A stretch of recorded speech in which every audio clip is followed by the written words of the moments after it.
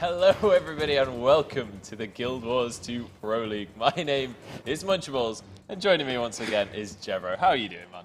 I'm really, really good. Week 4 of Pro League, of course, the last one before Christmas as well. Yeah. So, you know, few games here and there, of course. Obviously, we have 4 series for you today. But, yeah, last one of the year. Probably, you know, last competitive EU cast of the year, really. Yeah, for 2015. And then we'll be jumping straight into the new year, continuing our Pro League and heading towards the playoffs, which I'm getting so excited for. This, halfway through this stream, 2 games in, we are going to be halfway through the first season, which is mind-boggling because it feels like...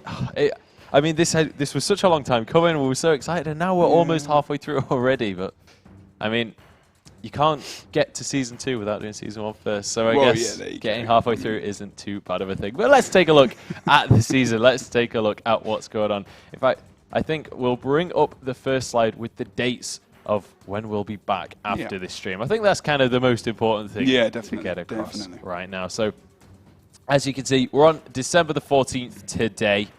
And we are going to have a little bit of a break, just under a month, and we'll be back in January. So after today's matches, that's going to be when we're next available for you guys to watch and to keep up with the Guild Wars 2 Pro League. But I think we should delve into today a little bit. I think we should take a look at the matches that we've got coming up today. Let's have a look at the teams, and let's have a look at who's going to be going up against who. First game in the match is going to be More Guns Than Roses up against Vermilion. Yeah, this should be an interesting game. I think out of all of the series really we have today, this is probably going to be the one which has potential to be the most close or go to a 2-1 if anything.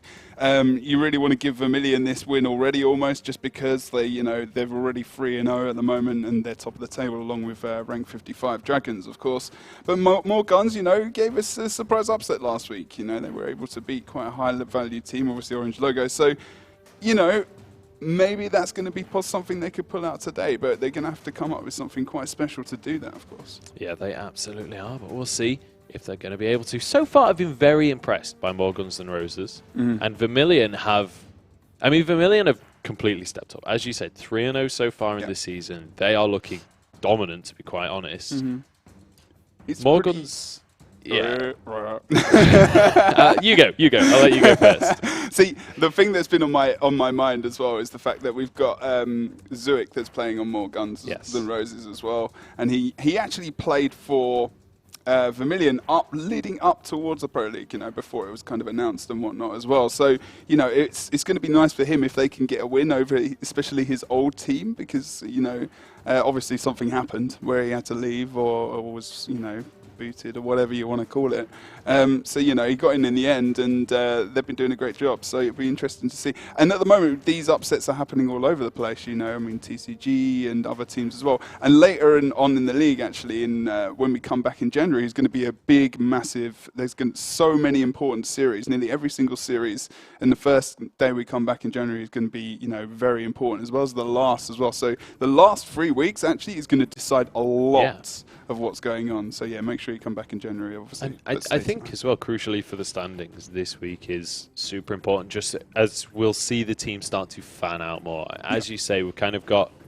We've got the 2-1s, we've got the 1-1s, we've got... Oh, the 1-1s? That's not actually possible right now. We've got the 3-0s, we've got the 2-1s, we've got the 1-2s, and we've got the 0-3s. And we're going to see now it start to fan out a little bit more. The more games you get in, obviously, the more we're going to see who are our top teams and who are not quite at that same level. So far, rank 55 in Vermilion, flawless record, but we'll see whether or not they're going to be able to keep it up.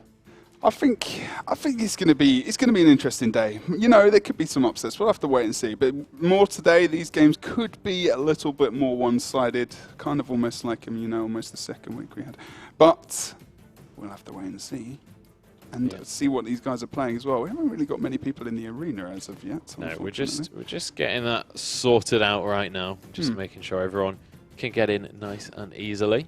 But while we wait for the players to hop onto the server, let's take a look at what these guys are here for, what they are playing to win. Let's take a look at the prizes for the seasons and what these guys are going to get for placing throughout the season. As you can see, we have a pretty damn respectable prize pool here, and this is just for the regular season. First place will earn them $10,000. That is just for finishing first throughout the regular season. And even in 8th place, even if you don't pick up a single win, you net yourself $2,500. Yeah, and I mean, you know, players are going to want to... This gives them a lot more incentive, obviously, to not just go for first and second, so they go through to the finals. They want to get even just one placing, like between 7th and 8th. That's $1,000 extra, you know, extra $200 each. So they really, really are competing for every place. Obviously, you know, we've got more likely 4 teams which are kind of competing for first and second, of course. Yeah. And additionally, you know, first team gets the 10K, which we said last week and probably every week, and they win the overall thing. You know, they're going to get a lot of money in the end. They are indeed. And let's take a look. This is going to be the final prizes. This is for the playoffs at the end of the season. And let's just remember as well, this is mirrored in NA as well. So NA, they'll have their playoffs and they get the same prizes. So $50,000 to the team that manages to finish first. And so far, it's looking to be either rank 55 or Vermilion. However, I think one thing that's definitely going to upset the apple cart a little bit for Vermilion is rank 55. They've already been against TCG, and TCG are definitely one of the teams that's very much up there in the standings. Yeah, they are. I mean, and after Christmas, we've still got games like, you know, Orange Logo versus TCG as well, and rank 55 versus Vermilion. That's actually week 7. Like, that's 2 series that I'm really looking forward to. And Orange Logo at the moment, they're not really in a position to get to first and second the way things are going, unless everyone gets upset, which, you know, is possible. But they could still really decide a lot of what goes on towards the end of the season, because they've got, you know, obviously they're still having a little bit of trouble here and there. They've lost Tage, of course, Tage being a major part of that core team of 3 players originally as well that have been there for so long. And now, you know, I think they're going to build up towards week 7 and they'll start to improve. Obviously, they want to improve before, you know, the second season as well. And I think we'll see a lot more from them then. But they're going to be able to decide a lot. And whether or not they let TCG win in a way so that they can go through. Because, you know, there's friends, and I'm not saying that obviously, you know, it would be fixed. But depending on how they want to play in the last week of the season, you know, obviously it depends, because they're going to be able to get more money as well. So it's all dependent, really. They've kind of got the decision. It absolutely is, but I believe our players are onto the server and they are ready to rock and roll. Joe. I'm so excited. I'm ready to just get into the action right now. It's going to be more guns up against Vermilion. Let's take a quick look at the intro for the map we're going to be starting off with. A throwback to Guild vs. Guild from the original Guild Wars, the legacy of the Foefire has teams vying for control of 3 score-generating capture points. Locked away within each team's keep resides the Guild Lord. Killing the enemy team's Guild Lord will grant your team 150 points, potentially swaying the outcome of the match. The first team to 500 points wins. And here we are on the legacy of the Foefire. It is going to be more guns over on the red side and Vermilion over on the blue side of the map. And let's take a look at our lineups here. Let's take a look at what these teams are going to be bringing to the table. Let's have a look at more guns first, and we'll kick off with Guns and More Guns, which is a new name. I would assume that that's Guns and Tools. It is indeed. Guns and More Guns is going to be playing a Mesmer. Now let's have a look at this, because he's got a few wells here, but we do have him playing on the staff with the sword and offhand shield, of course. Still going for Sentinels with that durability rune as well.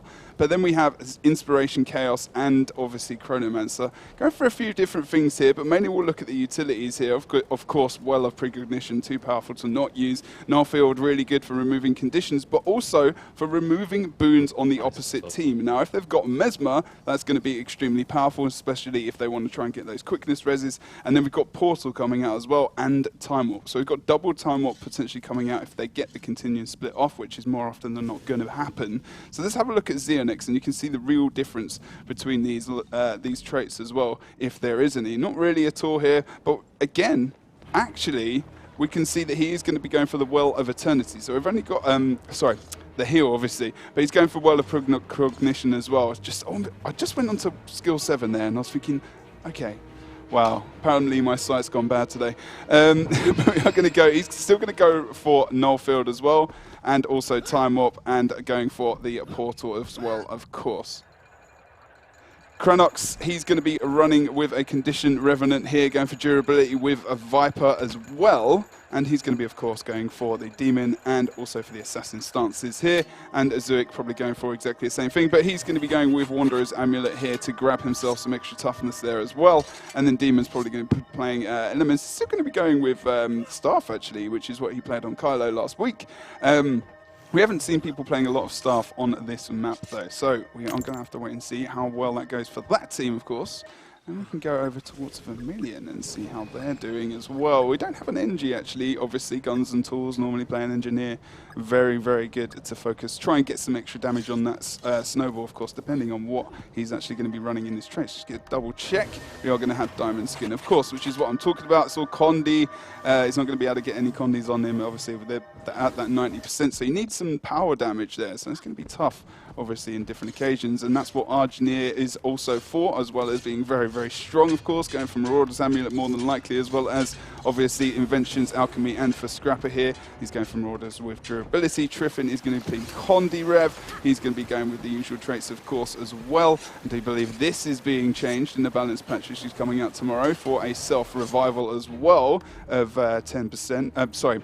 Extra downed revival speed rather than the 5 seconds, of course. Then we're going to go to Alcor. He's playing Bunker Support Mesmer as well, going for the Sentinel Amulet. And Curve Rev, obviously playing Condi there. And a Snowball, he's going to be playing Elementalist and going for Staff. So people are going for Staff more as their on-point pressure might be a little bit too much. Obviously, if they're going for Dagger and Focus or whatever, with main hand and offhand, they've got a lot less range to deal with. So if they go off-point, they're kind of almost not useless, but their ability is a little bit wow. Words. Oh my god, today's theme, words. Words are good. I am a big fan of words. But there we go. That's going to be our builds coming out. Interestingly, going to be seeing the Engineer coming out from Argineer. Now, Argy does enjoy that class, but we've seen I feel like we're seeing a little bit less of this across the board. When we first started in week 1, we were seeing a lot more Engineers, I feel. Do you think that's just to do with the meta or players changing styles? It's a lot to do with the Mesmers, because over in NA, I mean, we've got so many Mesmers playing on there that you constantly almost see double Mesmer comps, which is ridiculously tanky and ridiculously supportive. Especially going with, this is more NA in terms of utilities, at least, going with the double portal. So they've got a lot of mobility, so they're going to be able to move a lot around the map. So if you have a look here, we are ready. We're just waiting for the players to ready up, so that's why we're talking at the moment. They've got a lot of portal play between overall the whole map, and with Lord Rushes as well. If they're 150 points behind or so, they can of course go for the Lord Rush, or if they're in range of that, and they're going to be able to use them very well. So if they do start to lose fights very quickly, they can really bail out of them fast. But they've got so much support coming out, and this just double check to see what they were running again for their release. Guns is going to be going with Time Warp, and then we've got Xeonix also running with Time Warp. So that's 4 Time Warps.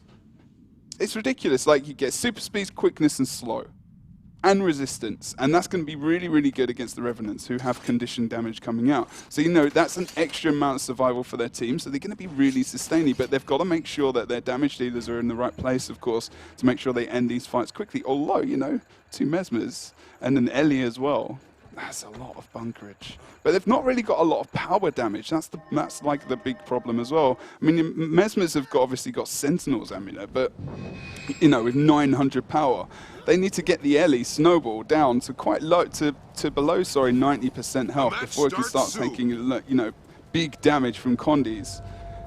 And I think this is where they're going to have a little bit of a tiny problem. I feel like Snowball might actually live a little bit longer than he normally would.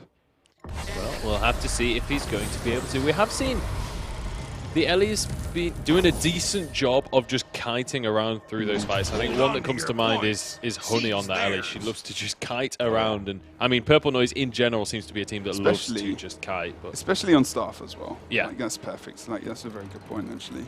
RG comes over towards the midpoint here with his Sneak Gyro. He's going to be stealth, wanting to pick up one of these early targets. Does go for Zuik there, actually, funnily enough, out of anyone, after the story I mentioned earlier. and now he's going to be able to tank on point with Alcor as well, and Triffin, and they're looking for a first target to pick off here. So let's have a look at the map and how the teams have actually gone. Whoa, we're seeing a double rev push to Lord. We've already got a fast portal here over towards this Lord as well. Cranox is going for this right now. This is an insane kind of rush really early on in the day for these guys. Let's go quickly over to the rest of the map. So they're going to get the early kill, and this is why they've got the Mesmers in different positions. We've got the 1v1 here versus Snowball. Guns is going to be able to hold that forever. We've also got Xenix over on the midpoint, and look, they're fully bunkering, and this plan seems to be going quite well. They did mention there was some kind of surprise, but they've got 2 players out of the map at the moment. They need to get this kill on this Lord very, very quickly. But look at the defense, really good. Zuik's already in down state. The Lord's only at about 60% HP, and this is going to be a reset. Cranach went down as well, so that is going to be both of them ending up falling. So, I mean, fantastic strategy. At least they're going for something a little bit off the wall. We're seeing something a little bit different at the start of this game, but unfortunately not able to finish off that Lord. That is going to mean, though, that Demon actually is in trouble over the waterfall as well. Curve is looking to finish him off. He's about to get it down, and he is going to be able to do so. So the 1v1 going in favor of Vermilion. That's going to be a point in their favor. That's going to be 3 kills, meaning 15 points as well. And Vermilion, off the back of Morgan's kind of off-the-wall strategy, are going to take the advantage. Yeah, now they've got to be careful. I mean, if I was... mid's going to be difficult because now I can get +1 up even more so. There's Triffin and Curve, and RG's coming in now as well with the power damage. We're going to see Guns going for potentially... They're going to bunker up on this node. They want to try and get the kill potentially on Snowball here as well, but like I said before, that might be quite difficult. Xenix is still doing well over on midpoint, but needs help as soon as possible. That's what Demon's coming in. He's going to have to bring out a lot of support, and actually, if they can get back onto the map and sustain as it is, they've still got a good chance of being okay on this map and sustaining it. That's the strength of having the 2 Mesmers. They're okay at the moment. Even with 3 men, they only lost 3 kills, which is where they got a lot of their points of. But, you know, they've got the downstate of Snowball. Snowball does go down here, and they do bring him back up indeed. Yeah, they brought him back up, but he's already incredibly low once again. But there's the sustain coming out immediately. Look at the amount of boons as well coming across on both teams as this fight continues. And it's looking like, I mean, the decap did go on the waterfall again as well. So we're straight up in a stalemate right now. Neither team really able to get too much pressure out here, but Guns and More Guns is actually being focused down a little bit here, starting to feel the pressure just a tad, but looks like he is going to be okay. That Engineer, not an easy class to just focus down. I mean, the thing is, he's got that extra resistance coming from Time Warp and the slow and whatnot, so he can defeat the momentum of the Revenants here as well, because he can take away a lot of that Condi damage. Obviously, he's got Condi clear coming out from Nullfield as well, but now he's being really pressured and it's too much. He hasn't got any of his shatters back up as well to regen himself. He's got his heal, so he's going to be okay here. He might regenerate actually quite considerably, but that's going to be a good job as well. Let's have a look at Alcor, obviously on this point, which is how he used the gravity well. They're quite well to make sure that Guns wasn't going to be able to rejuvenate himself quite well. So you can see the Vermilion and the way they're thinking about this map. They're trying to counter stuff quite well. They're doing a good job. Cranox moving through that portal, which we were talking about before.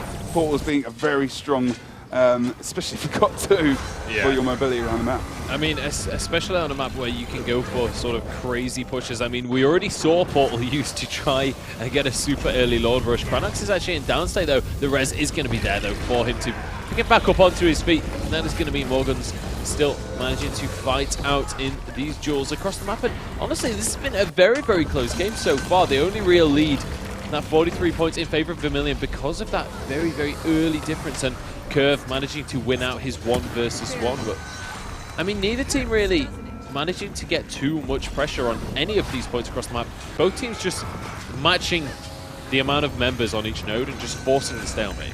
Oh, they really need to make the most use of that portal, Time Warp as well, of course. But again, you know, not much coming out. Triffin is very low here over on towards the midpoint. You see another Time Warp coming out over there from the other Mesmer over on the team of More Guns and Roses, of course. But still nothing really being used. They've got a lack of damage. The conditions isn't enough at the moment for these guys. Cranox getting very low. Feels like he might go down fairly soon. Did have his heal and Assassins, of course, and got a lot of HP back. But he's still pressured. High damage coming down onto him. Not sure if Xenix is going to have enough to res him up here, but Cranox back up and full HP as well. Zuik is on the other side of the map, over on the quarry. Low HP, he needs to back up, but Guns really low himself as well. They need to be very careful on this side of the map. What's Zuik going to do? They're just rotating on and off the point. This is the only thing they can do here, but they don't want to die on this side of the map. No, they absolutely don't. And I mean, you don't want to die on any side of the map, but right now where the pressure is spread, that is not the place to be. Morgans has been on such low HP for so long. Like, every single time he tries to get any sustain off, it is just going to be focused down. But it's actually the story of Curve right now. He's starting to get incredibly low. He's trying to kite around this fight. And it looks like he is going to be successful, but Cranox has been knocked down. It's over in the midpoint. And actually, it's going to be the 2v1 winning out here in favor of Vermilion. That's going to be them starting to cap up this graveyard. Morgans has arrived on the scene, but in a 2 versus 1, it's definitely going to be a challenge for him to be able to fight that one out.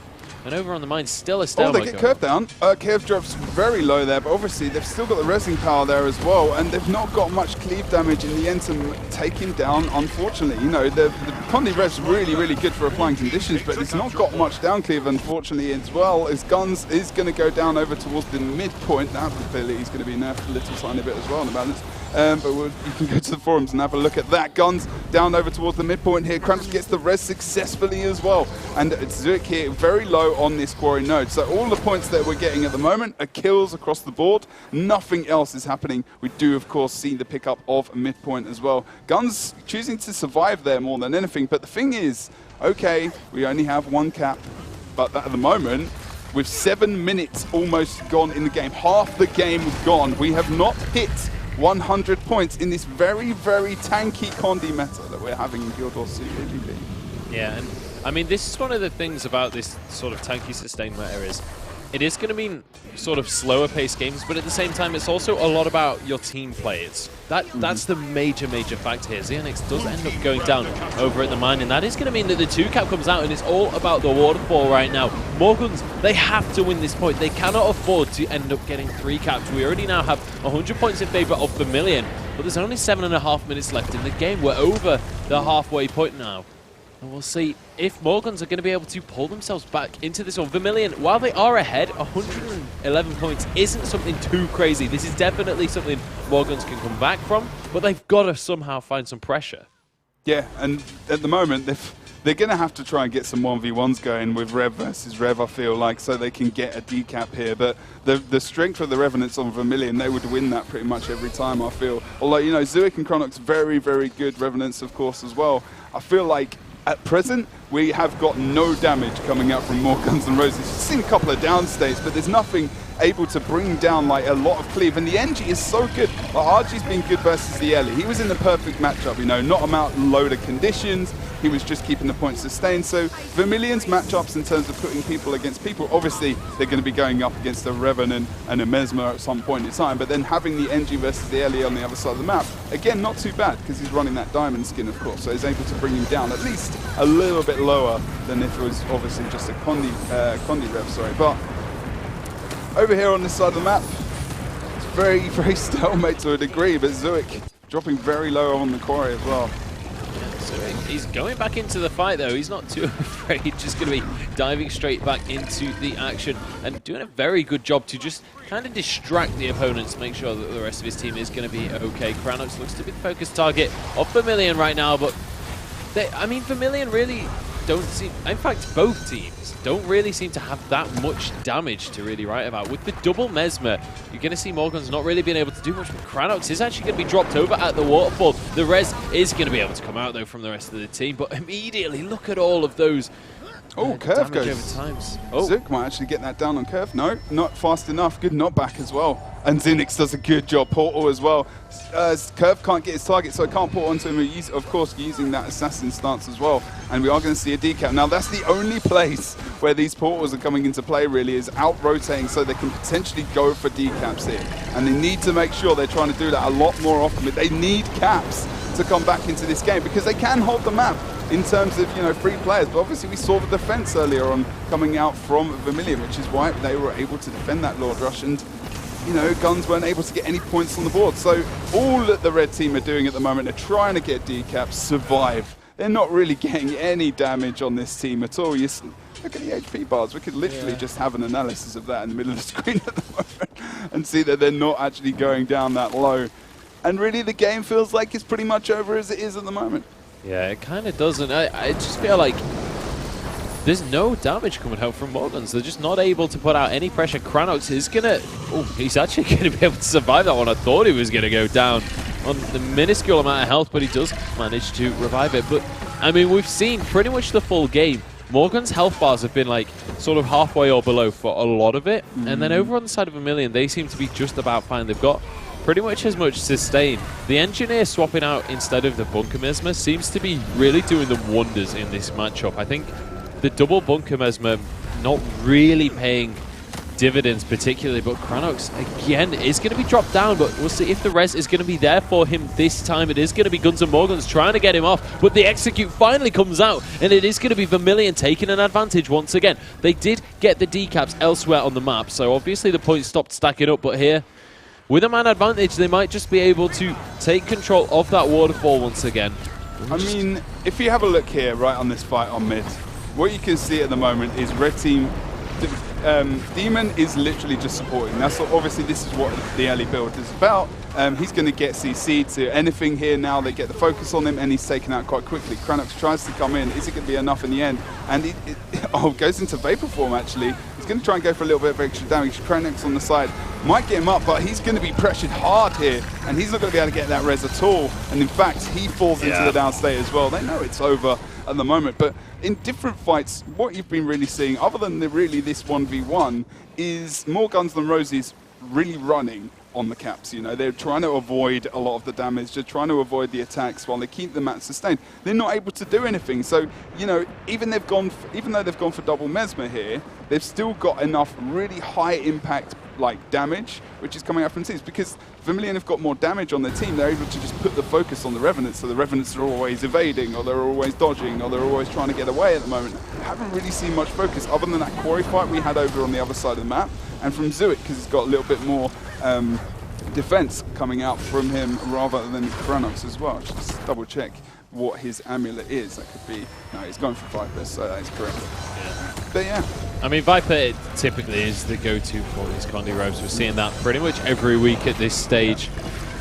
But I mean, again, there's not really been too much action to shout about in this game. It's been very much a slow-paced, sustaining game, and Vermilion, they've been doing a fantastic job of taking the advantages in this one. They managed to obviously get the early advantage to kick off the game, but I think the main turning point was when they managed to get the 2-cap. Even if it wasn't for that long, even if the decaps did come in the end, more Guns N' Roses haven't single-handedly controlled a point at all throughout this game. They've not been able to really get a grasp of this match, and Vermilion, while they've not had an astonishing lead, it's not mattered because they've been in the lead the entire time. They don't need to do anything right now. They can just hold on, and I mean that's exactly what they've been doing. There's been no control of this game at all from More Guns. Like, even the Lord Rush, you know, that wasn't a massive surprise because they easily defended that. And in the end, I actually feel like, you know, if they were going to go for that kind of Lord Rush and then keep the points sustained and get this kind of decap, they should have just sent a Mesmer with them as well, because that would have been able to, they would have been able to sustain more and get the kill a lot quicker, move back into the map using a portal, say, over on the waterfall, outnumbering. That kind of thing would have been maybe a lot better to use. And let's just go into the map. We've got a minute left. We don't need to watch what the guys are doing at the present because we know the score, we know what's going to happen, and this has been the story for the last 15 minutes. So what they could have done really, I mean, if they'd gone out and they'd gone towards the Lord here, they could have gone via, say, maybe not Waterfall, but if they'd run something like Mass Invis even on the Mesmer or whatever you want to use, really, getting over towards this side of the map, bursting down the door, but dropping a portal, say mid, Waterfall or Quarry or whatever, or nearby Quarry, because obviously range, and then, you know, going for a Lord Rush, using that extra Mesmer, getting the 150 points, because they still have more than they have now, and they'd have more of a chance. If that's the way they wanted to go, coming back into the map, then outnumbering somewhere, potentially, you know, obviously they'd lose people elsewhere, but they've got their comp so sustained that they could probably wait until those guys come back into the map. At least then they've got 150 points and some pressure, and then operate their portals towards the later point of the game, which is, if they were going to go for that kind of Lord Rush, maybe something they could have gone for. But, of course, just sending the 2 revs to try and get that gate down as well. Well, they've got a lot of Condi damage. Yeah. Maybe it wasn't going to be that quick. Well, there it is. That is going to be the first game going over to Vermilion in, I just want to say, unexciting fashion. Look what's just happened. You saw it, more guns straight away, leaves the game because he's going to switch back to Engineer. And that is a better choice. Play the way you played last week versus Orange Logo. Bring the surprise, okay. If it doesn't work, obviously it's not going to work on this map, it's a different map. But if it's not working, you know, you've got to change something up, and that's important. They need that extra damage, they need that extra survivability. But you know, what the NG brings, Slick Shoes being very powerful control. Thunderclap as well being very, very beneficial, especially if you're able to charge through that and get off some daisies and some extra CC. You know, it's just, I really, almost to a degree, I'm kind of sad that they didn't play the same comp they played last week. Yeah, I think that's one of the things as well. We've talked about it in the past. I think during week 1 we were talking about how teams are going to have to start to vary their compositions, start to play different styles and things. I think this is maybe Morgan's testing the water a little bit, saying, okay, we've got an idea for a composition, let's see how this works out. And I mean, with a composition like that, it's not like they were losing the fights necessarily, they were just completely stalemated. So if the Lord Rush at the beginning had worked, had that all gone correct for them, they would have had a point lead and maybe could have turned that into something, maybe could have just bunkered up for the rest of the game and held on to that lead and turned that into a victory. However, the Lord Rush at the start didn't really work out for them, and Vermilion were able to do basically the exact same thing to them. Get that little bit of a point lead and just hold on to it for the rest of the game. And also, you know, there's something else to take into effect as well, is that Guns and Tools main isn't a Mesmer. And I know, obviously, you know, it might not be necessarily that difficult to play bunker support Mesmer, but you still got to know all the little tricks, you know, all the little things which you could getting your channels off effectively with the shield, pulling out, you know, pulling out your correct illusions to make sure you're able to get that boon dispersal to the rest of your team, making sure you know your portal plays and naturally just your movement, using precog at the right time, making sure your shatter, your continuous split as well, you're getting the refresh on those abilities as much as you possibly can. There's still a lot to remember, really. Yeah. And I'm not saying that obviously he can't do it, but playing Engineer for so long, you know, if you're going to pit a Mesmer versus a Mesmer in terms of support, and I know the build is new as well, but someone like Helseth, for example, or even on this map, even Alcor's got a lot more practice on that build than probably Guns and Tools has as well. So, you know, that's another factor to think about. I mean, that is one of the major things. I mean, I say they need to change up compositions and things on a more regular basis, but that's not necessarily an easy thing to do. There's a lot of practice required there. There's a whole lot of preparation and a whole lot of just learning. I mean, it's exactly what you say. All the little niche things, all the little mechanical tricks, and all the stuff that isn't necessarily common knowledge. Like, obviously, we know about the classes. We know what abilities they have and things, but it's all about learning how to combo your abilities and, like you say, getting the channels off correctly and all of that kind of stuff. And that's kind of the difference, I feel, between the good players and the great players. The great ones are the ones that have spent that extra bit of time. They've learned all of the little details. And as well, at this early stage in the Pro League, as in, I mean, we're still in Season 1 right now. We're going to be seeing players not only learning the individual things, but also discovering them. Being the first ones to use individual little tricks and all that kind of thing. And I mean, who discovered this one? That's exactly. Elsa. But I mean, we'll have to see. We've already seen a little bit of that in terms of people learning the Revenants as well. Yeah, exactly. I mean, with, you know, a lot of people changing as soon as Revenant comes out, you know, from HOT in October. So that's obviously a big thing to remember and think about. Condi being, you know, when we had the power builds, it was a little bit more, I suppose, new player friendly. Actually, in the Condi build, a little bit less so, because you've got less defense coming out, you know, less boons coming out for yourself and your team to survive and whatnot. So, and actually bring a lot more damage. But yeah. Well, shall we move on? Shall we get into our second map? It is going to be the Battle of Kylo. We don't have time for an intro right now because the game has already begun. Let's head onto the map. Let's hit the clock tower right now. And here we go. It is going to be Morgans once again on the red side and Vermilion on that blue side once more. And you can see both teams just scattering across the maps, getting to their respected areas. That's much better than the Guns and Tools going for the NG. Happier to see this now, and he's going to bring out some focus onto Curve. And you can see a lot more, we should see a lot more damage coming out from the team, even just with this addition, obviously survivability less so. But Cranox is going to have to be very, again, you know, you can really see the difference in some of these teams. Instantly, almost, when you're running into the fight. Cranox has been very defensive, not able to get any damage off, really, for the last 10 or 15 seconds since they got into this cap. And Curve now is under a lot of pressure. He needs to be careful. Obviously, Shield is going to protect him with Crystal Hibernation there.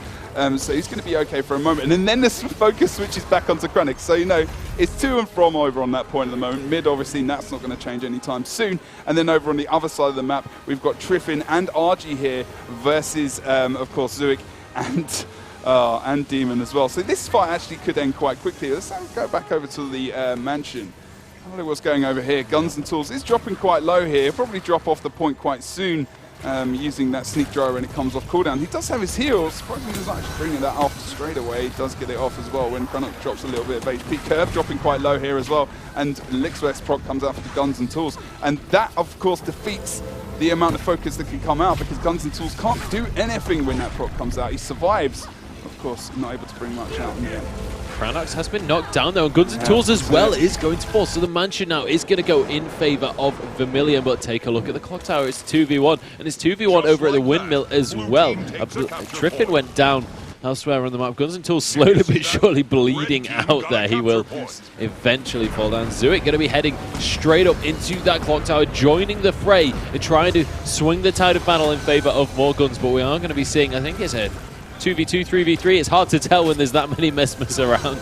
We are just going to be seeing this battle ongoing. And in fact, both teams deciding to back away, head back over to those side points and leave the 1v1 to continue over in the clock tower. So we'll see. I mean, both teams managing to get their point. Only 6 points between these guys right now, so nothing too crazy. Both doing a very good job. And Demon has actually been knocked down into downstate there. The Vapor Form going to keep him alive for a little bit longer, but Arjunir is there. Guns and Tools is going to be looking for the rest. Is he going to get there in time? Looks like he is. Gets his teammate back onto his feet. And Demon going to live to fight another day as Xeonix arrives in the fight. Yeah, are they going to choose to outnumber this? Maybe they just should, actually. And now over on the midpoint, Cranox is trying to survive in a one.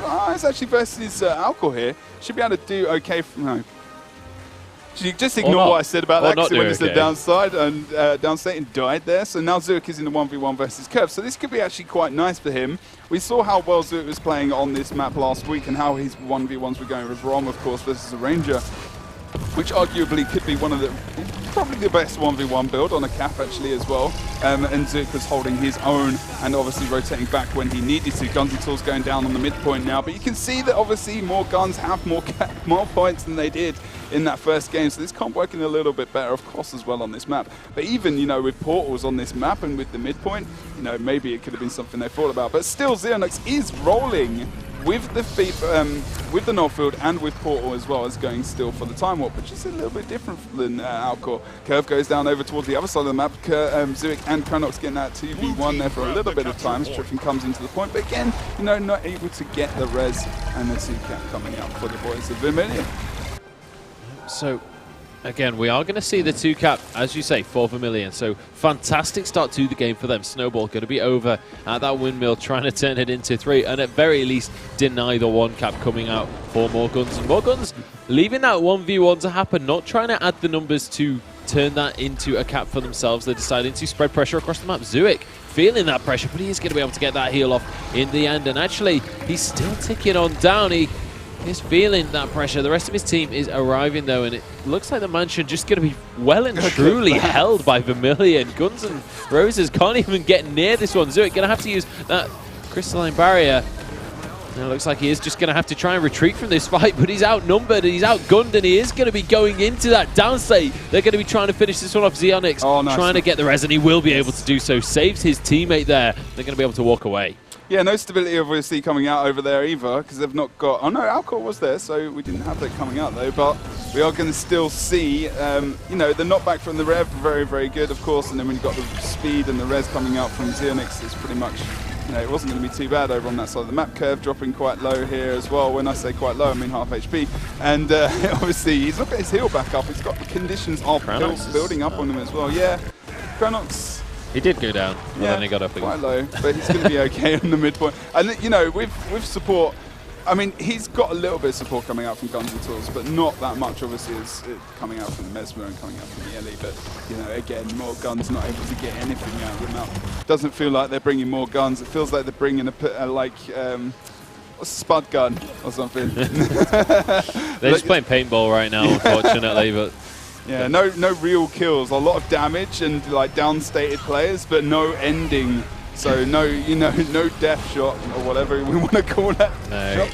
It's a new one. They've not really been able to kind of finalize the points, as you say. Not really able to turn those BB guns into real full-on rifles. It's going to be Triffin going down here. He's just going to be slowly but surely bleeding out to that cleave. And actually the rest trying to come through, but they're just not going to be able to get it, I don't think.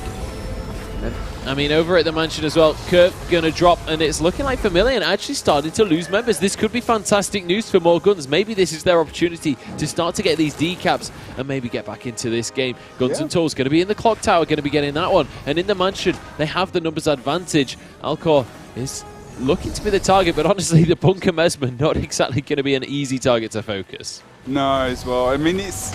At the moment, they've still got 200 points to go, and with the speed, the amount of points that are being gathered, I mean, obviously you can get another 250 points, but in this time, obviously, you can see that that's happened on the blue team, so they can come back, but that means that Vermilion have to get like almost nothing here to make sure that that actually happens, and because of the sustain that's coming out from both teams, it's going to be all about outnumbering. And look what's happening over here on this side of the map. RG and Triffin are taking down the Elementalists very quickly. The rest of their team are sustaining fairly well, but because they outnumbered on that point, they now need to get back into the map and make sure that they make something extra of getting that cap. Even if they lose a player here, though in the form of Curve or Alcor, don't feel like they will lose this cap anyway, because I feel like they'll rotate back in towards this side of the map. But here, over on the windmill, we did see a nice rotation coming up from Krantz. But, you know, desperation, getting over to the points. So now they're feeding him another 5 points, just holding the points, the map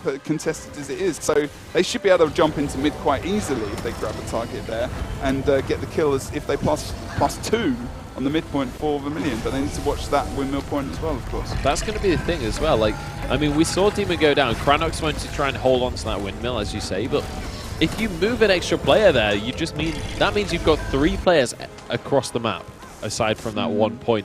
You know for a fact Kranox is going to be going down anyway. Demon, again, they're kind of funneling in one by one. They need to be working as a team here. They can't afford to just be losing lives, and Zurich as well is going to fall into that downstate. Kranox, the next guy to be focused down. Look at the cleave coming out right now. It's going to be, he's trying to kite away, but he's just not going to be successful, I don't think. The dots are stacking up. And it looks like Triffin should be able to finish this one off. There it is, finally bleeds out. And that is going to be Triffin looking for the execute onto Kranox. Another couple of kills in favor of Vermilion. They finally get the windmill for themselves, and they're going to be looking to turn this into more. Looking towards this mansion as they manage to drop down Xenex as well. And this might just be curtains for more Guns. Yep, indeed. We are going to see them pick up at least the 2 cap here. They'll be able to plus up on mid, and they should be able to grab that point as well, finishing off Guns and Tools, of course. And, you know, a tough series in the first place for more Guns Than Roses, of course, playing against Vermilion, who really are the most consistent team in the Pro League at the moment. And that is almost something I didn't think I would ever say.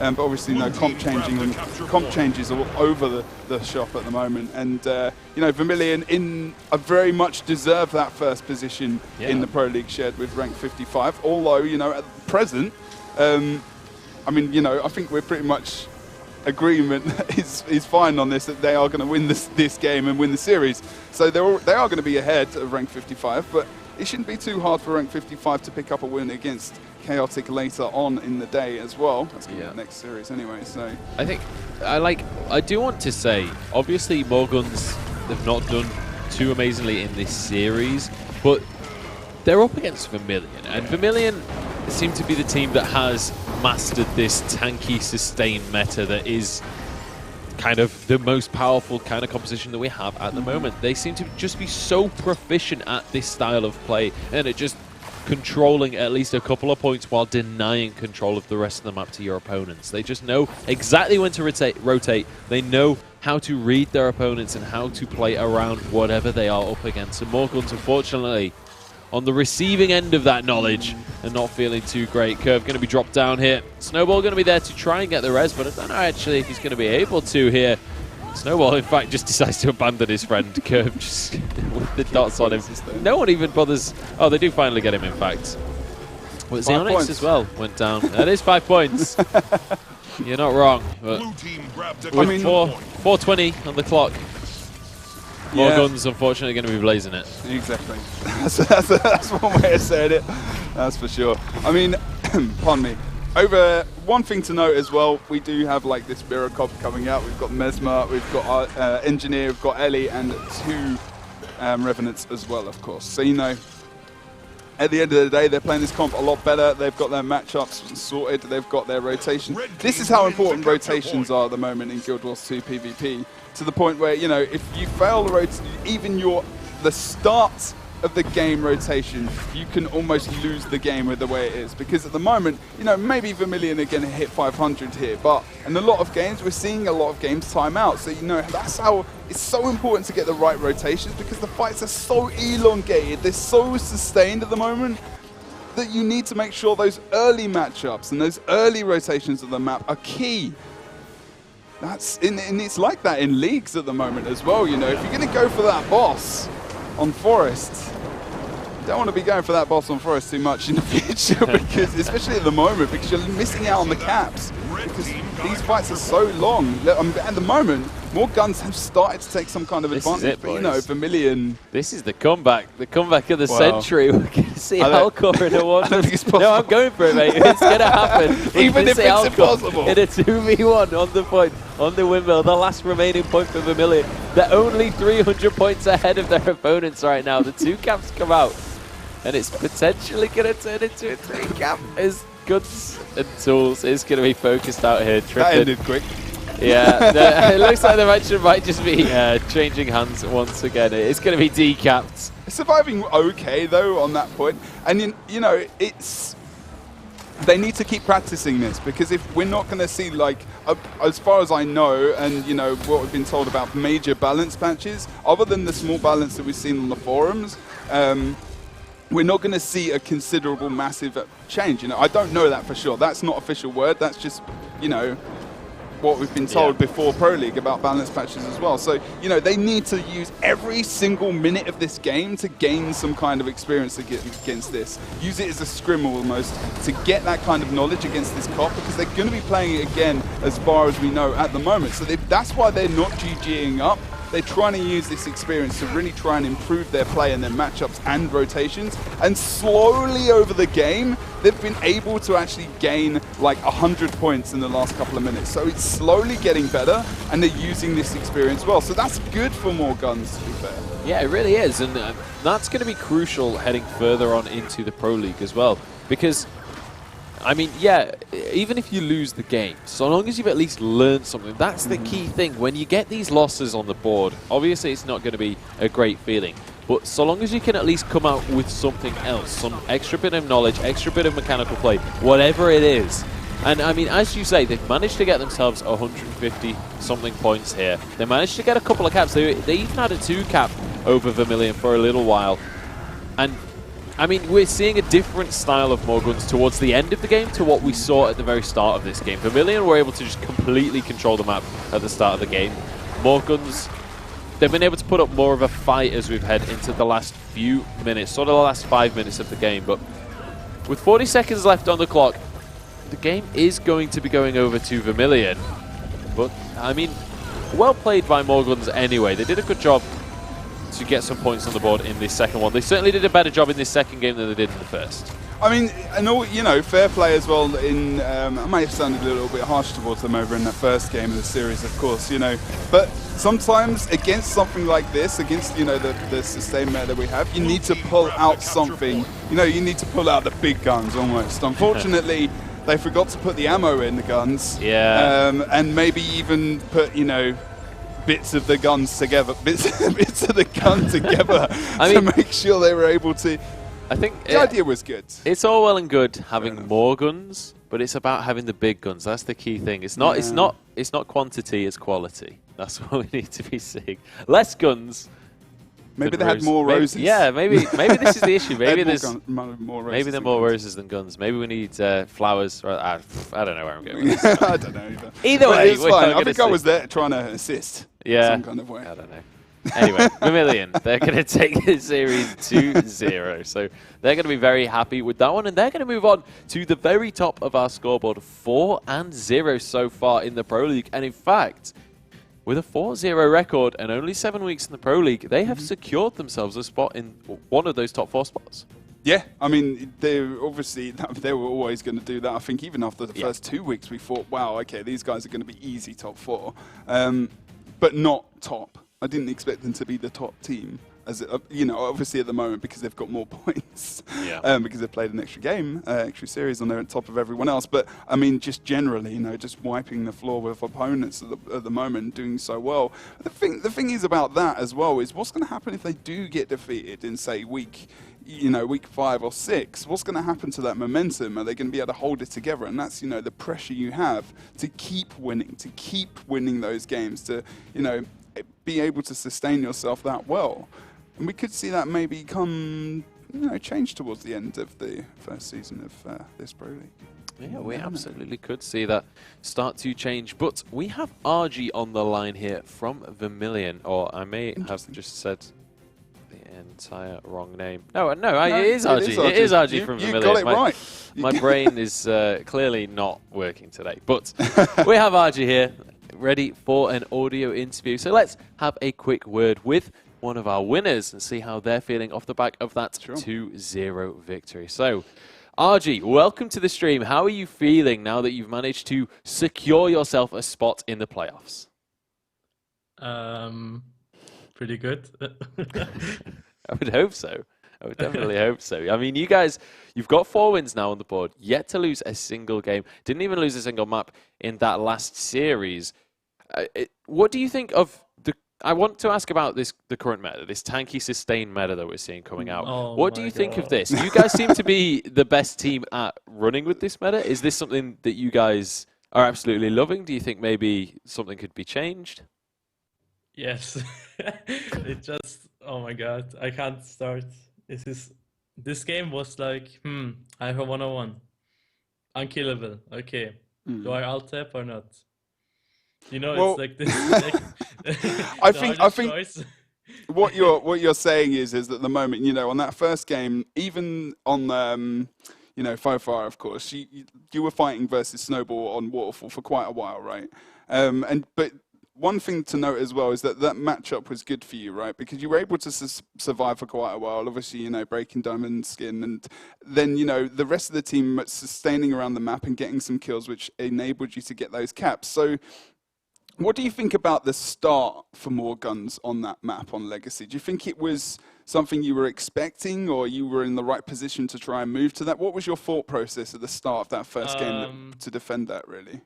Well, we knew they had double bunker mesmer, so we were kind of scared that they would never get the point. And then we saw them rush Lord. We were like, "Oh my god!" Was it quite? It was quite obvious then. Yeah. Like, okay. Yeah. Like the mesmer put the portal middle to portal the 2 refs into Lord, and then we instantly saw it and we defended it successfully. That was I mean, it was a good move from them to do that in the first place. I mean, like I was saying earlier in the stream, it would have been nice if they'd just sent the Mesmer through with them, and actually got the job done a bit quicker. Then maybe you would have seen something else happening. But always in retrospect, that's a good thing to have. Hindsight's 2020. But well, thank you very much for your time, RG. Any last questions you want to ask him? Not really, but I mean, I think you're doing quite well in the Pro League at the moment. So the rest of the season, you guys how are you feeling about the rest of the games that you have really going on for the rest of the season? You feeling quite confident because you got some big ones coming up, haven't you? Yeah, the big games are coming, and also have to take into consideration that Condirev took a big hit, but is taking a big hit tomorrow. So we will see. I think right now it's about. I think double Condirev won't be as strong as it was, so maybe some other stuff will be as strong again. So it's about more who finds the new builds again. It's going to be about who's going to be able to adapt quicker. Exactly. That's good stuff. Okay, well, we'll have to see, and that I mean, there's a little bit of a gap. There's a little bit of space for teams to adapt to these over Christmas because Pro League, I believe it was the 11th of January that we're going to be back. So there will be a little bit of time for you guys to work it out. But thank you very much for your time, RG. And thank you very much for speaking to everyone. But we are going to be heading into a quick break. But before... when we come back, we're going to have Rank 55 Dragons up against Chaotic Contingency. And we'll see who's going to be able to take that one. It's our other 3-0 team, and they're going up against a 0-3 team. So I know who my money's on, that's for sure. But or your bets. Oh, my bets. Yeah, that's true. Make sure you head into Twitch chat. But we'll talk about that before the next game. We're going into a quick break. Do not go anywhere.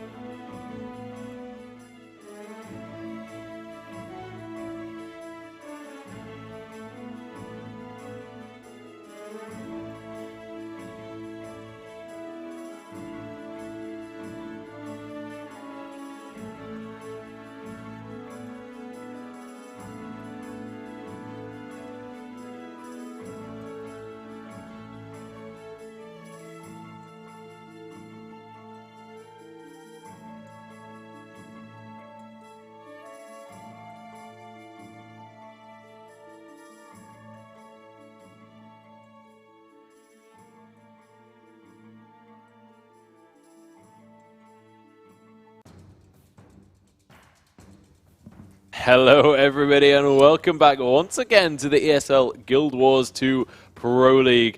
My name is Munchables and I'm here once again with Jebro. Now, we've just watched a series between a couple of teams and it was not the most action-packed series, if we're honest. No. However, the series coming up, I believe, will be much more orientated around fighting.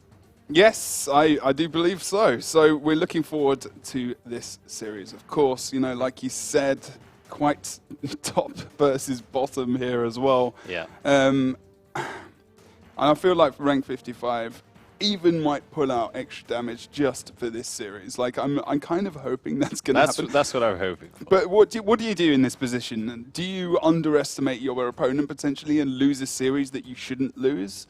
Or do you, bring out the same comp, the same success that you've brought out week after week? Just be safe and make sure, because, it's different at this point, isn't it? Pro League, money, 1 and 2 spot. I mean, there is a lot of pressure right now on these guys.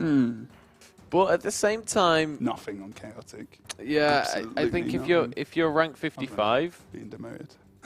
if I was rank 55, I'd be very confident. I'd be... Yeah. But I mean, I'm a pretty cocky guy anyway when it comes to video games. Like, if I'm winning in a video game, I'm like, haha, I'm the best in the world. So maybe I just get carried away. Do you troll people? Let's see, Joe's now giving you some info, people. He trolls in games. I haven't really played. I don't do that. Honest. But I mean, like, if I was in the shoes of rank 55, right, I'd be feeling very confident. I'd maybe be trying new strategies and seeing if you could get wins in other ways. Yeah. I mean, even to a degree, what RG was saying about the Condi Rev change that we saw as well in the mini on the forums. You need to go and check the forums to know what I'm talking about. But basically, check right now. Go do it. The possibility that double Rev might not be double Condi Rev at least might not be the best. There might be something else that can be brought in. Maybe even Zerka Rev might come back, or probably not FIFA Warrior at the moment, but God, I wish I hadn't said that. I'm just imagining chat right now. But we could see some different play coming out in January. But the thing is, we're still going to see these top teams versus each other in the last 3 weeks, and it's going to be extra special. But I feel like rank 55 are going to give us a Christmas present. I'll have to wait and see though. Yeah, absolutely. So we will have to see. All of the players are onto the server. But before we jump into the map, make sure you head into Twitch chat because we have our betting bot on the go. You can put your coins down on who you think is going to be able to take this series.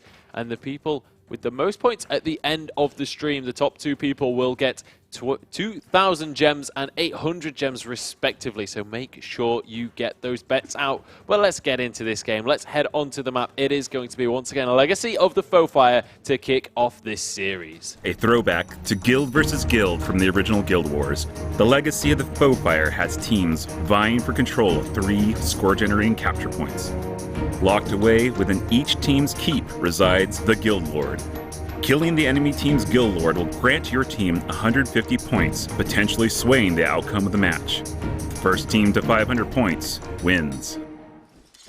And here we are on the legacy of the Fofire, and let's take a look at the builds that rank 55 and Chaotic Contingency are going to be bringing to the table. Let's start this one off with rank 55. Yeah, indeed. We're going to be going with Zan. So I'll just try and sort out my mouth, sorry.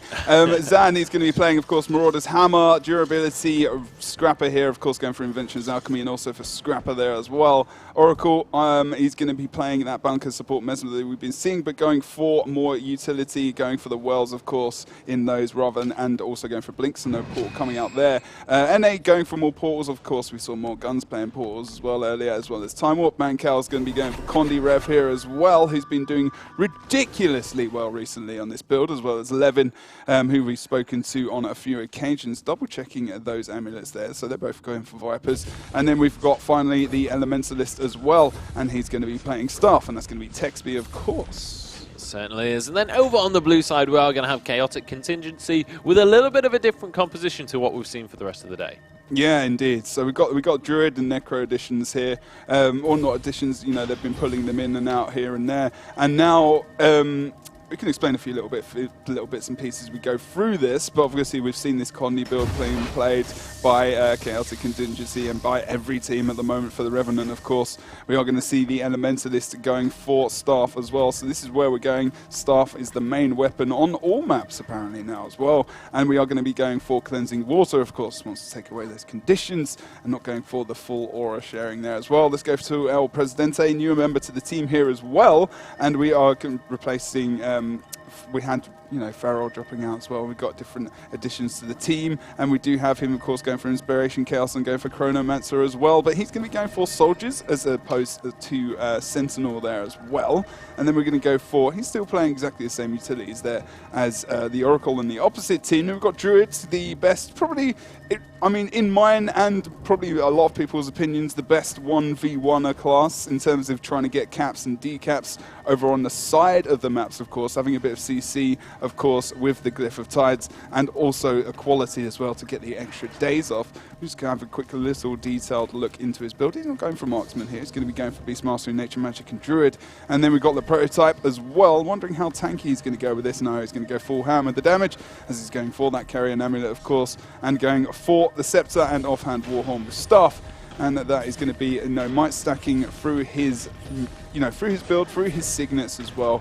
And yeah, it's going to be interesting to see if they can bring out the damage. Use that Druid really effectively to get those decaps, because they're so powerful at doing that. They're really strong in 1v1s. You know, their pets can bring out a lot of damage as well. One thing I'm very curious about is seeing how the Prototype plays this game, because when I can't remember exactly who it was. I believe it was Levin. Don't quote me on that. That was saying the reason we've seen less Necro is because it struggles against the double Condi Rev. We are seeing a double Condi Rev coming out. Mancao and Levin are going to be playing those themselves. You're going to see him drop a lot, I feel like. And the Necro is having a lot of difficulty. One thing to note about Prototype, they do know that they have to ready up and get on with the game, guys, so we're not talking for no reason. But the Prototype is very good at positioning on the map, especially when he has the Flesh Worm as well. So he's able to use that port very effectively. You'll see that coming out over towards mid. He's very strong. He ends up in all kinds of places. Over here, sometimes gets Flesh Worm port back up towards the top of the map and able to get out, but really awkward positions. And I feel like for him, one of his best positions is going to be on this point, although it's a lot more open, so Condi Revs can pin him down a bit more if he hasn't got that cooldown. We're just going to have to wait and see how well he does. He's a very, very strong Necro, one of the best in the EU. Obviously, we're not seeing a lot being played, so it's not too difficult, but still a very capable Necro player. He certainly is. Here we go. The game has begun. Rank 55, one of our top teams up against Chaotic Contingency, who have yet to get a win on the board. Let's see if this is going to be the map that gets them well on their way to that first victory. But already the team's starting to clash at multiple places across the map. El Presidente up against Tiki in that middle of the map. But I think the story is going to be over at the mine so far, as we see the 2v2. Tiki getting focused down, though, and he's already going to be dropped into that down state, and we said there's going to be more damage in this game, and we were absolutely right. Tiki already is going to be just removed. Alessi now just going to be kiting away. The mine is going to go over to rank 55. Yeah, Corey's indeed gone towards that team, and as I say, he's going to have to use, of course, the shield to make sure he's able to defend and move back over towards the midpoint. Now Oracle move into the midpoint as well. They know no one's going for the quarry right now. They don't need to worry about it too much, but going for the immediate follow damage up on the Alessi, and he needs to be careful. He does drop into the down state here, and we are going to see a nice gravity well as well, and good damage at the moment. Rank 55 pushing straight ahead. And even though we've got a tanky meta, you can really pull out a lot of damage, especially if you're synergized up well, your targets are really up as well. Prototype actually using Plague Form, which is not something I've actually picked up as well as we did come into this game, and sort of focusing on trying to get into the game. So that keeps his survivability up quite high, especially using that Carrion Amulet. You can see here he's actually doing quite well. Please don't die now, because I know what happens when people say that. So now he's actually doing a good job. Curse. Yeah, exactly. We have seen the downstate of El Presidente over on the midpoint as well. So rank 55 could pick up a 2-cap here, and no backup is coming out for him. Feels like maybe Tiki at the moment probably should go for Quarry, in all honesty, so that they don't back up that point. But now if he moves into the mid, he will eventually probably lose that. He's got more chance if he goes Quarry. There's no one on that node, and they're capping it. So that rotation for him, I feel like Quarry would have been a better move, actually. Look at these health bars for Chaotic Contingency. They never... This non-ceasing pressure. Prototype going to be the next target, and he's going to be able to use that life force to keep himself alive just a little bit longer, but the dots are ticking, and he is going to be dropping into the down state. Don't know if anyone's going to be able to get the rest, and they are, in fact. Get straight back up onto his feet. Alessi as well, starting to get chunked out, but will be able to sustain through this one. So managing to stalemate this one a little bit, but rank 55, they still have a point in their favor. They're still slowly but surely starting to stack these points. The Prototype managing to go down as well. Now Alessi is going to be the next target. Look at the burst damage that is coming out from rank 55. They just 100 to 0. Alessi finish that kill off. And now El Presidente and Karam, they found themselves pretty much all on their own, and vastly outnumbered essentially. Yeah. And now the mid lane is middle of the map. Tiki is going to have to bail out of that one. Yeah, and this really felt like... Now, that's good. That's a good rotation for them because Tiki can get an easier decap on this node. It's a lot smaller. He can use his... pardon me. He can use his glyph to make sure he gets the decap. Obviously gets it there anyway because Prototype rotates towards that point and forces TechSpeed to not get on node in time. And, you know, only one cap or two caps to get at the beginning of the map there for rank 55. It gives them a massive lead. Obviously, Chaotic not getting any points on the board at all. But yeah, you know, that wasn't a bad rotation from Blue, and they actually been able to sustain this midpoint now and keep the 2 points contested. They certainly have. So essentially rank 55 just swapping which point they have up over their opponents. Is CHC going to be able to stay in this one at least a little bit? Prototype though might just be there to prove me wrong as he gets dropped down. Alessi as well is going to be into that down state, and this is looking pretty bad for Chaotic Contingency. Alessi does get back up in that 2 versus 2. But over towards the Quarry as well, we're seeing the chaos just ensuing. It's a 2 versus 3 in favor of rank 55, but actually we're seeing them doing okay, lasting relatively decent amount of time. But Tiki now finally going to go down. Karam as well. I don't think he's going to be able to last much longer here unless he just manages to escape the fight entirely, but that's not going to be the case. He goes down, and this will be the Quarry going over to rank 55. That'll be the 2 cap, and rank 55, they can start to focus on the middle of the map as well, and the points are really starting to stack in their favor now. Yeah, indeed. Here we go. The Prototype comes into the point now. He's put his Flesh Realm up, and now he can be very offensive because he's got that cooldown, which is going to help him a lot to get out of this point. Obviously, having the signets as well. But everything's going on the mid, and we are going to see Levin. Oh, wow! You saw his health just go right back up there, and they need to be very careful. Nice knockback from the Druid. They try and get the res, and they're going to be able to get it. We do see as well the Oracle comes in and uses that quickness as well as the blur to try and get something going here. And we have got the decap potential coming out from Karam over on the Quarry as well. So Blue Team need to try and sustain this point over on mid and survive. And this is one of the best places to do it because other than, you know, Waterfall, because it's such a big node, you can kite around forever. And Tiki now is going to go for the decap over on the Waterfall. Now, they need to be careful here, although we have seen Zan moving over towards the Quarry here as well. Good job from Karam. Oh, so close using that Earthfall. But we've seen the decap over on the Waterfall as well. But now because of that, we've got less support mid. And Blue Team are struggling to try and keep him contested. As soon as we start seeing the caps coming out on Waterfall and the potential for them to definitely get that, their focus should be to survive and even lose the midpoint maybe, just to make sure they're only just getting their points on the board. Presidente is very low here. He needs to blink away. He's done that as well. He's got some conditions, but he's able to get rid of those in the end. And now comes sustain with Karam over on the Quarry. Yeah, so he's going to be able to go and help out Karam unless he does go down, and that is going to mean that the middle point should go in favor of rank 55. But Tiki, after getting that cap, is just going to be 1v1'd by 11. More than happy to take that kill and more than happy to take the Waterfall back. And this is actually a really good position for rank 55 because instead of having the 2 cap at 2 opposite ends of the map where you can't really help out as a team, they've now got 2 next to each other. So the rotations to protect those caps are going to be that much easier. And now they're moving on to the Quarry as well. They're not happy with settling on 2 points. They're looking for the 3 cap. They're looking to push this towards a victory as fast as they possibly can. And right now, Chaotic Contingency, they've got to pull something out of the bag to get back into this series. We're going to see Karam and El Presidente both starting to get fairly low on this point. Karam just trying to escape this fight, just trying to find a way on out. He is just going to be diving back in and focus straight down immediately. Doing a good job to last on very little HP, but it's not going to be lasting a whole lot longer, I fear. Yeah, I mean, this is a really good, strong ability. Gravity Well coming out from Misha. He's used it, the Oracle. He's used it in so many clutch situations to make sure they get the kills and get the downs and use the CC very effectively.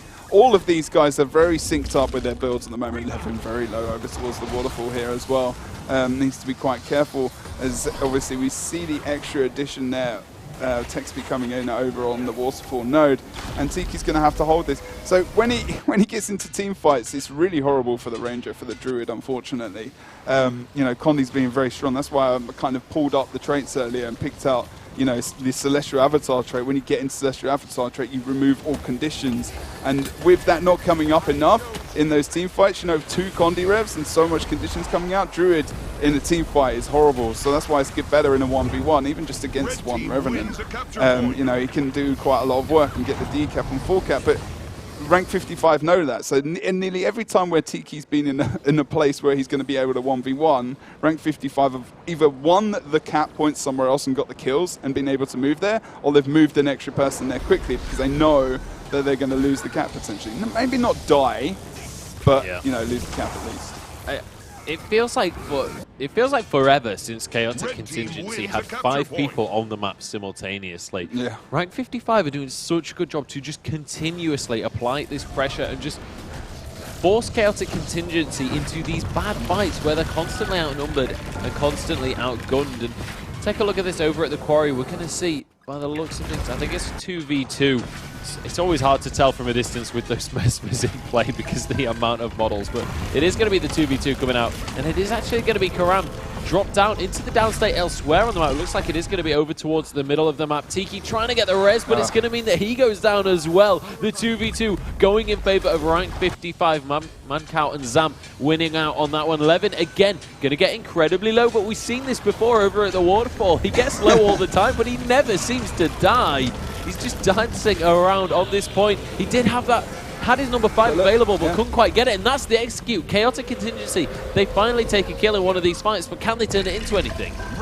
Hopefully they can. I mean, they're still losing the caps elsewhere on the map. The blue team finally, Chaotic Contingency, get 5 members back on the map, able to maybe try and bring something out. Obviously 150 points can come out, so possibility of a comeback is not completely impossible, but it does feel like it at the moment with the 2 solid caps and also losing pretty much every fight. And even maybe this one in the end over here, over on this Quarry node, even though you know they got the kill, they're still not able to do much against these guys because Veritike is really pressured here. He's got quite a few conditions, not able to bring anything out. They try and get the res, they get the quickness up, obviously feedback comes up as well when they go for the res, stopping those projectiles, but they do a good job as well. So you see the overload from the Elementalist in air coming out on the point, which is a nice bit of extra pressure on the team. The Prototype still feeling the pressure though and can't really do much other than try and escape. He does have Flesh Worm up as well. He needs to place that actually quite soon because he's down. He's out of there. Certainly is. The res is going to be able to come out from the rest of his team though. So Chaotic Contingency staying in this fight over at the Quarry. But I mean, it's exactly what you were saying earlier. They can't afford to just stay in this fight at the Quarry. They have to get these decaps. They can't let rank 55 continue to stack the points up. There's only 4 minutes and 24 seconds remaining on the clock. So if Chaotic Contingency are going to get a 3 cap, it has to be basically immediately, or they might just be falling short of this game. In fact, as I say that, I didn't even realize they're doing a Lord Rush. That is going to be 607 points to take the victory. I feel like that's almost rubbing salt in the wounds there. I feel like Zan really could have gone for, you know, the 499 kill on Lord and got the maximum amount of kill points on the board. They're going to 649, trying to get the 150 there. But, try and time you know, Zan let us down, and unfortunately, we'll have to talk about that later. Disappointed in you, Zan. But there we go. That is the first game going over to rank 55, kind of as predicted. Yep. I mean, top of the scoreboard versus bottom of the scoreboard is not exactly the easiest of scenarios for Chaotic Contingency. But we are going to be heading on into our second game now. We missed out last time. It's going to be on Battle of Kylo. We didn't get to see the map intro, though. So once the players have all managed to jump onto the map, we'll be able to give you guys the intro for Kylo, because I feel guilty that we didn't share what we have with you. Didn't get to hear John Corpening's voice. Yeah. Sorry, guys. His beautiful voice. Talking about the trebuchets, talking about the clock tower. Yep. And all the other bits of the map as well. Sometimes it's good to have John definitely around in the studios as well. He's just always overpowering voice, and he can just give like epic speeches. That would be good right now. Maybe he could give Chaotic Contingency one, like a really good like speech. a super good pep talk. Yeah, like yeah, motivate. yeah. Like, do you know what they need to do? They need to go on YouTube. This is what I do sometimes when I'm like, when I've got something massive to do. When I was at I'm not a troll. I don't know where this has come from. But when I was at university trying to do work or whatever, and I was just super demotivated, just go on YouTube and just search like motivational speeches, and then you're like, yeah, I can do this. Maybe Chaotic Contingency needs to do that right now. I'm trying to think who the best person to bring up is. There's like, well, they do like compilations of it. Anyway, enough of that. But they need something quite inspiring to get them further. But you saw again, you know, which is similarly what More Guns be doing in their last series as well, using every single minute of the game to get experience. So they might not be able to scrim these teams. Some of these, they probably scrimmed each other maybe once, or I don't even know if they've actually scrimmed them at all. Not too sure. I need to make sure that's correct. But you know, this is a best opportunity to get practice and improve. Yeah. And at the moment, they need to keep a consistent roster. Consistent rosters are so important. Obviously, skill, rotations, gameplay is very important to how these teams are developing. But as 5 people in TeamSpeak, and which is one of the reasons why Orange Logo at the moment have fallen apart to a degree. They're not fallen about completely, but you know, their bits have fallen off, and they're trying to pick it back up and attach them back with sellotape or whatever you want to call it in whatever country. As everyone calls sellotape something different. Scotch tape. Scotch tape, if you're very English. Wow, gee. Okay, I haven't had that for a long time. That's what my grandma calls it. Yeah, I was going to say that's what my granddad called it. But yeah, I mean, you know, that's so important. You know, even if you're really sad in team chat, you lost a team fight, you need someone to pick you back up off the ground. If it's a joke, if it's some kind of inspiring speech, like you're saying, you don't have to go on YouTube. And if you happen to have John in TeamSpeak with you, John Corpening's there randomly, you know, which will happen in the future actually. But maybe yeah, not in TeamSpeak, but maybe not in TeamSpeak, but yeah, no, in the studio maybe. Anyway. Speaking of John, let's take a look at this map. Let's get into this game. We're going on to Battle of Kylo. Let's have a look at the intro. Cheers, John. In the Battle of Kylo, players will fight for control of 3 score-generating capture points. Capturing these objectives can be quite difficult at times, as the enemy team may choose to rain fiery balls of death upon you from their trebuchet. The first team to 500 points wins. And here we are. We'll see if there are going to be any fiery balls of death coming out in this match, or whether they're just going to be focusing on those capture points. We don't typically tend to see too much trebuchet action, unfortunately. Regrettably, I wish we saw a little bit more. I do love good old trebuchet in my life. That's why I'm a big Lord of the Rings fan. I always just watch the Siege of Gondor just for the trebuchets. Okay, fair enough. Well, actually, funnily enough, you know, this is where a map, especially where there's not a lot of, maybe, you know, you've got very sustained elongated fights. You feel like you're doing okay because you're sustaining them, but really in the end, all you're doing is holding, and you're, you know, trying to waste as much time as possible and sustain. And, you know, blue team, at the moment we saw that from More Guns, you know, we're seeing the same thing from Chaotic. In the end, they're dying off. Okay, the fights are really long and really sustained, but they're losing them nearly every time, and they need to bring something else to the party. What do they bring? They bring a Revenant, which is the start of it. Prototype is playing one of those. And then we're also going to see potentially a Treb action. You know, CC can come out, knockbacks can come out as well, especially if they're not really aware of it. Yeah, absolutely. And here we go. The game is going to be kicking off in just a couple of seconds, and we'll see if Chaotic Contingency can pull themselves back into this series, or whether it's going to be rank 55 pushing themselves forward, matching Vermilion with a 4-0 scoreline across the season so far. But there's only one way to find out. Let's hit the map and hit the action already. Ooh. The node's going to start to be contested. This mansion very nearly capped, but it is going to be Zam once again arriving at the very last second. And rank 55, importantly, managed to get the windmill, so their points are already stacking. This is not too bad, actually, for Chaotic Contingency. They've got the Ellie, they've got the Revenant. Now, they've got a little bit, they've got the Ellie who's going to be able to survive quite a lot, but Prototype has really backed away here, which could really not, this is not great for him at all. Karam can come off node and actually give him a lot of support, and he needs to. Prototype just, keeping them off site to make sure they're able to get the cap, and already in the game, we feel like something's changed, but we have seen LSA dying over towards the windmill, not able to disengage fully there, unfortunately. Tiki is going to be over on this midpoint as well, but look what he's running. Just to mention this as well, he is running that engineer, going for, of course, the sneak gyro. So this is a different comp from Chaotic Contingency, and it feels like it could be a lot stronger on this map.